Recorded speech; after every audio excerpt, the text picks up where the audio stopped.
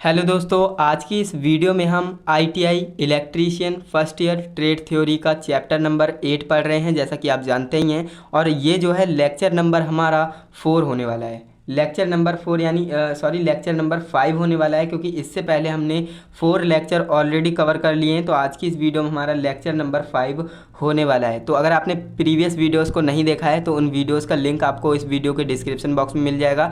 तो इस प्लेलिस्ट को ओपन करके आप सभी लेक्चर्स को देख सकते हैं एंड अपने नोट्स प्रिपेयर कर सकते हैं और कॉन्सेप्ट को समझ सकते हैं। इसके नोट्स भी मैं आपको प्रोवाइड कर रहा हूँ, लेक्चर भी आपको प्रोवाइड कर रहा हूँ, सारा कुछ फ्री ऑफ कॉस्ट है। तो इस चीज़ का आप फ़ायदा उठाइए। एंड हमने जो है प्रीवियस वीडियो में क्या पढ़ा था, चलिए हम आपको बता देते हैं पहले, जिससे कि आपको एक रिवीजन हो जाए, है ना। तो यहाँ पर आप देखेंगे प्रीवियस वीडियो में हमने फॉर्म फैक्टर डिस्कस किया था, क्या होता है, और इन फेज क्या होता है, आउट फेज क्या होता है, ये हमने बता दिया था। एंड इसके बाद आपको बताया था फेज अंतर क्या होता है, करंट लीड कब करता है और वोल्टेज लैग कब करता है। वो सारी चीज़ें मैंने आपको प्रीवियस वीडियो में बता दी थी, यानी लास्ट क्लास में हमने पढ़ लिया था। आज की इस वीडियो में हम पढ़ने वाले हैं इंडक्टेंस क्या होता है, इंडक्टिव लोड क्या होता है, इंडक्टिव रिएक्टेंस क्या होता है, कैपेसिटिव रिएक्टेंस क्या होता है। तो ये काफ़ी सारी ऐसी टर्म्स हैं जो कि शायद आपने नहीं पढ़ी हैं। तो आज की इस वीडियो में बने रहिएगा, आपको ये सारी चीज़ें मैं बिल्कुल आसान भाषा में समझा दूंगा, जिससे कि आप इन्हें कभी भूल नहीं पाएंगे, है ना। तो चलिए हम वीडियो शुरू करते हैं। तो यहाँ पर बात करें इंडक्टेंस क्या होता है ना। इंडक्टेंस क्या होता है, तो ये आपने पढ़ा होगा, तो 11th में पढ़ा होगा, है ना, 12th में भी पढ़ा होगा, जो आपका मॉडर्न फिजिक्स है उसमें, है ना। इंडक्टेंस क्या होता है, तो देखिए यह किसी कॉयल का वह गुण है ना। जो कॉयल होती है, अब वायर आपका होता है, जैसे कॉयल क्या कैसे होती है कॉयल, तो आप जानते हैं हमारे पास कोई वायर होता है, उसे हम इस तरह से घुमा बनाकर, है ना, फेरे बनाकर उसे क्या बना लेते हैं, कॉयल बना लेते हैं कुछ इस तरह से, है ना। ये हमारी क्या है, कॉयल है, कुंडली है ना। तो उसकी बात हो रही है, यह किसी कॉयल का वह गुण है जिस कारण उसमें फ्लक्स घटने बढ़ने से ईएमएफ उत्पन्न होता है। अब भाई ये बात तो आप जानते हो, ईएमएफ कब जनरेट होगा, जब इसमें जो फ्लक्स होता है ना, जो फाई होता है, फ्लक्स होता है, वो घटेगा या फिर बढ़ेगा, है ना। घटेगा या फिर बढ़ेगा तो इसमें क्या होगा, ईएमएफ इंड्यूस हो जाएगा, इसमें ईएमएफ पैदा हो जाएगा। तो ये बात भी आप जानते हैं, अच्छे से जानते हैं, इन्हें बताने की ज़रूरत नहीं है। यह किसी कॉयल का वह गुण है जिस कारण उसमें फ्लक्स घटने या बढ़ने से ईएमएफ उत्पन्न होता है ना। यह ईएमएफ पैदा करने वाले कारणों का विरोध करता है। कौन, इंडक्टेंस, ध्यान से समझिएगा। यह किसी कॉयल का वह गुण है जिस कारण उसमें फ्लक्स घटने बढ़ने से ईएमएफ उत्पन्न होता है। इतनी बात तो आप भी जानते थे और मैं भी जानता था, है ना। अब यहाँ पर आगे की बात हमें समझना है। यह ईएमएफ पैदा करने वाले कारणों का विरोध करता है। अब देखिए, अब इसमें ईएमएफ इंड्यूस हुआ, ये बात कैसे कैसे हुआ, ये बात आप भी जानते हो, मैं भी जानता हूँ, है ना। अब ये ईएमएफ इंड्यूस हुआ ना, तो ये जो है इसका विरोध करेगा, इसे अच्छा नहीं है, इसे अच्छा नहीं लगता इंडक्टेंस का, है ना। ये इसका विरोध करेगा, यानी ये इसे रोकेगा कि ईएमएफ इंड्यूस ना हो, उन कारणों को रोकेगा जिस कारण से इंड्यूस हुआ है ना। फ्लक्स के घटने बढ़ने से जो है ईएमएफ उत्पन्न हुआ है, तो ये जो है फ्लक्स के घटने बढ़ने का क्या करेगा, विरोध करेगा, यानी ईएमएफ पैदा करने वाले कारणों का क्या करेगा, विरोध करेगा। तो इसी को हम क्या कहते हैं, इंडक्टेंस कहते हैं। सिंपल लैंग्वेज में मैंने आपको समझा दिया एंड आई होप आप समझ गए होंगे, कोई कठिन बात नहीं थी इसमें। एंड प्रतीक की बात करें, यानी इसे किससे डिनोट करते हैं, तो इसे हम एल से डिनोट करते हैं, तो इसे भी आप याद रखेंगे। और इसका जो है मात्रक क्या है, इकाई क्या है, हेनरी, है ना। हेनरी से इसका जो है मात्रक है, ध्यान रखिएगा, हेनरी इसकी इकाई है। इसके बाद हम आगे बढ़ते हैं, इंडक्टिव रिएक्टेंस के बारे में पढ़ लेते हैं कि आखिर इंडक्टिव रिएक्टेंस क्या होता है। किसी इंडक्टिव कॉयल के प्रभावशाली विरोध को क्या कहते हैं, इंडक्टिव रिएक्टेंस कहते हैं। किसी इंडक्टिव कॉयल के प्रभावशाली विरोध को क्या कहते हैं, इंडक्टिव रिएक्टेंस कहते हैं। और इसे हम किससे प्रदर्शित करते हैं, एक्सेल से प्रदर्शित करते हैं। और इसके मात्रक क्या इकाई क्या होती है, ओम होती है ना, ओम। ये किसका साइन है, ओम का साइन है, आप जानते हैं। अब देखिए यहाँ पर मैंने क्या बोला, यह किसी इंडक्टिव कॉयल, है ना, इंडक्टिव कॉयल को जो विरोध होगा ना, के प्रभावशाली विरोध को क्या कहते हैं, इंडक्टिव रिएक्टेंस कहते हैं। ये आपको समझ में आया। अब यहाँ पर एक फॉर्मूला जनरेट हो जाता है, तो इस फॉर्मूले को आपको याद रखना ही पड़ेगा, क्योंकि एग्जाम में आपसे पूछा जाएगा कि भाई इंडक्टिव रिएक्टेंस का फॉर्मूला क्या होता है, बता दीजिए, है ना। तो एक्सएल बराबर क्या हो जाएगा, 2πfl, और ये ओम जो है ये बाहर बनेगा, यानी ये तो एक इकाई हो गई ना, मात्रक हो गया ना, तो ये बाहर बनेगा। तो देखिए एक्सएल बराबर 2πfl, है ना, ये क्या हो जाएगा, एक इसका जो है फॉर्मूला हो जाएगा, इसे आप याद रखेंगे। जहाँ पर बात करें एफ क्या है, तो फ्रीक्वेंसी आप जानते हैं, एल क्या है, तो आपका अभी अभी मैंने बताया इंडक्टेंस है ना। तो इस तरह से ये सारी टर्म्स हैं, इन्हें आप याद रखिएगा और फॉर्मूले को बेहद आपको याद रखना है।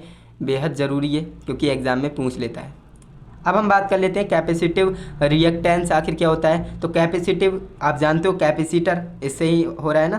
तो देखिए काफ़ी आसानी से समझना, कैपेसिटिव कैपेसिटर का नाम आ रहा है ना, तो इससे आप याद रख सकते हैं यह किसी कैपेसिटर द्वारा उत्पन्न किया गया प्रभावशाली विरोध है ना। कैपेसिटिव रिएक्टेंस जहाँ पर भी आ रहा है ना, तो आप ध्यान से देखेंगे ना, तो वहाँ पर विरोध का नाम आ रहा है ना, किसी चीज़ का विरोध करना है ना। इंडक्टेंस का भी मतलब विरोध करना। तो यहाँ पर कैपेसिटिव रिएक्टेंस है तो मतलब कैपेसिटर द्वारा उत्पन्न किया गया प्रभावशाली विरोध होगा। तो यही आपको याद रखना है, यह किसी कैपेसिटर द्वारा उत्पन्न किया गया प्रभावशाली विरोध है ना। तो ये आपको याद रखना है। एंड इसका मात्रक की बात करें, इसकी मात्रक ओम होता है और इसका प्रतीक क्या होता है, इसका प्रतीक XC होता है, C फॉर कैपेसिटर है ना। इसे आप याद रखिएगा। इसका जो प्रतीक होगा इसे हम किससे डिनोट करेंगे, XC से डिनोट करेंगे, यानी कैपेसिटर, C फॉर कैपेसिटर। तो इसका एक फॉर्मूला जनरेट हो जाता है। इस फॉर्मूले को भी आपको याद रखना बेहद ज़रूरी हो जाता है। तो इसको आप कैसे याद रख सकते हैं, देखिए XC बराबर 1/2πfc है ना। तो सेम था उसके तरह ही, बस आपको करना क्या है, 1 करके लिखना है एंड जहाँ पर L है वहाँ पर C हो जाएगा। तो यहाँ पर देखेंगे XC बराबर 1/2πfc है ना। XC बराबर 1/2πfc, ये जो ओम है ये बाहर बना दीजिएगा एंड इस तरह से आपका ये फॉर्मूला जनरेट हो जाता है। तो ये फॉर्मूलेस की आपको टेंशन नहीं लेनी, क्योंकि फॉर्मूलेस के ऊपर मैं एक अलग से ही वीडियो लाने वाला हूँ, जिससे कि आपके सारे के सारे फॉर्मूलेस मैं आपको कवर करके देने वाला हूँ। तो इसकी आपको टेंशन बिल्कुल भी नहीं लेनी है। अब हम आगे बढ़ते हैं। अब हम पढ़ लेते हैं कि भाई इम्पीडेंस क्या होता है ना। इम्पीडेंस भी आपकी एक ऐसी टर्म्स है जो कि आपको पढ़ना है, क्योंकि इसमें भी आपको एक फॉर्मूला देखने को मिलेगा इम्पीडेंस किसे कहते हैं, जब किसी सर्किट में रेजिस्टेंस, कैपेसिटेंस तथा इंडक्टेंस लगे हों तो उसमें कुछ प्रतिरोध होगा और उसी को हम क्या कहते हैं, इम्पीडेंस कहते हैं। इसका प्रतीक क्या होता है, Z होता है और इसका जो है मात्रक क्या होता है, ओम होता है। तो ये आप ध्यान रखिएगा, काफ़ी आसान है इम्पीडेंस। यानी अभी तक मैंने आपको रेजिस्टेंस आप जानते हैं, कैपेसिटेंस जानते हैं, इंडक्टेंस जानते हैं। तो कोई ऐसा एक सर्किट होगा जिसमें रेजिस्टेंस भी होगा, कैपेसिटेंस भी होगा और इंडक्टेंस भी होगा, तो उसमें कुछ ना कुछ प्रतिरोध होगा। तो उस प्रतिरोध को हम क्या कहेंगे, इम्पीडेंस कहेंगे और इसका प्रतीक Z है, यानी इसे Z से डिनोट करेंगे और इसका मात्रक यानी इकाई इसकी क्या हो जाएगी, ओम हो जाएगी। ओके, Z बराबर, इसका एक फॉर्मूला आता है Z बराबर √R²। ध्यान देंगे, काफ़ी इंपॉर्टेंट फॉर्मूला है, एग्जाम में पूछा जाता है, तो इसे आप जरूर याद रखेंगे। तो फॉर्मूला हमारा आ जाता है Z बराबर √R² plus XL minus XC का होल स्क्वायर। ये आपको याद रखना है एंड ये आपका ओम हो जाएगा इकाई। तो देखिए Z बराबर √R² plus XL minus XC का होल स्क्वायर, तो ये आपको याद रखना ही पड़ेगा, फॉर्मूला बेहद ज़रूरी है ना। इसके बाद हम बात करें नेक्स्ट टॉपिक की, जो कि हमारा है एडमिटेंस है ना। अब बात कर लेते हैं एडमिटेंस क्या होता है। तो एडमिटेंस समझना काफ़ी आसान है, इसे आप समझ सकते हैं। देखिए एडमिटेंस का उल्टा इम्पीडेंस का उल्टा ही क्या कहलाता है, एडमिटेंस कहलाता है। अब देखिए जो मैंने इम्पीडेंस तो अभी आपको पढ़ा है, ये इम्पीडेंस नहीं होगा, यहाँ पर इम्पीडेंस होगा, ध्यान रखिएगा। तो यहाँ पर मैं बात कर रहा हूँ एडमिटेंस की है ना। एडमिटेंस क्या होता है, इम्पीडेंस का उल्टा, और इम्पीडेंस हमने अभी अभी पढ़ा है जो कि Z बराबर ये सारा होता है ना। तो यहाँ पर आप देखेंगे मैंने क्या किया, इसकी परिभाषा काफ़ी शॉर्ट कर दी। इस तरह से आप शॉर्ट परिभाषा याद रख सकते हो। अगर आपसे एडमिटेंस पूछेगा तो आप लिख देना इम्पीडेंस का उल्टा ही एडमिटेंस कहलाता है। प्रतिरोध होता है, इसका प्रतीक Y होता है और इसे हम Y से डिनोट करते हैं। तो Y बराबर क्या हो जाएगा 1/Z, और Z की जगह पर आप क्या रख सकते हो, ये सारा मटेरियल रख सकते हो है ना। तो Y बराबर 1/Z हो जाएगा और Z की जगह पर आप ये सब को रख सकते हो, क्यों, क्योंकि ये Z के बराबर है। तो ये सारा कुछ आपको समझ में आ रहा होगा कि मैं क्या समझाने की कोशिश कर रहा हूँ। एडमिटेंस क्या होता है, तो इम्पीडेंस का उल्टा ही क्या कहलाता है, एडमिटेंस कहलाता है ना। तो इसे आप याद रखिएगा, y बराबर 1/Z, और इसका एक और फॉर्मूला हो जाता है y बराबर G² प्लस B² है ना, G² प्लस B²। तो इसे भी आप याद रख लेंगे। एंड इसके बाद आगे बढ़े तो इंडक्टेंस क्या होता है, कंडक्टेंस क्या होता है। आपको कन्फ्यूजिंग हो रही होगी कि मैं क्या क्या बोल रहा हूँ, इंडक्टेंस, एडमिटेंस, इम्पीडेंस है ना। तो कंफ्यूज मत होइएगा, ये सारी टर्म्स हैं जो कि आपको जानना भी ज़रूरी है, क्योंकि भाई आप इलेक्ट्रीशियन ट्रेड के हो, तो ये सारी चीज़ों से आपको रूबरू होना बहुत ज़्यादा ज़रूरी है।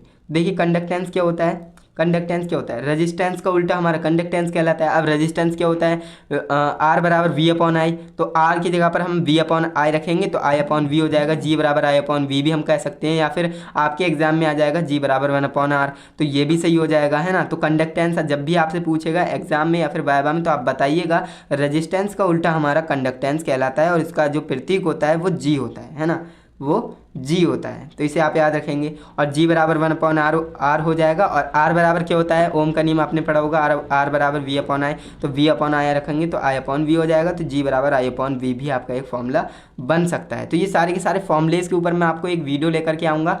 बाकी आज की इस वीडियो में हमने क्या क्या जाना वो मैं आपको एक बार बता देता हूँ। आज की इस वीडियो में हमने इंडक्टेंस के बारे में पढ़ा, एक्टिव जो इंडक्टिव रिएक्टेंस क्या होता है इसके बारे में पढ़ा, कैपेसिटिव रिएक्टेंस क्या होता है इसके बारे में पढ़ा, और इम्पीडेंस पढ़ा, एडमिटेंस पढ़ा और कंडक्टेंस पढ़ा। ये सारी ऐसी टर्म्स हैं जो कि आपको आना ज़रूरी है, इसलिए मैंने आपको इस वीडियो में बताया है। तो इस वीडियो को देखने के बाद आपको ये सारी चीज़ें समझ में आ गई होंगी, ऐसा मेरा मानना है। बाकी अगर आपको कोई डाउट है तो कमेंट करिएगा, मैं आपके कमेंट में ही आंसर बता दूंगा। और अगर आप इसके नोट्स चाहते हो तो नोट्स मैंने आपको टेलीग्राम चैनल पर दे दिए, तो वहाँ से जाकर आप इसके नोट्स डाउनलोड कर सकते हो और अपनी पढ़ाई कर सकते हो। तो चलिए दोस्तों, आज के लिए बस इतना ही, मिलते हैं नेक्स्ट इंटरेस्टिंग इन्फॉर्मेटिव वीडियो के साथ। तब तक के लिए जय हिंद, वंदे मातरम।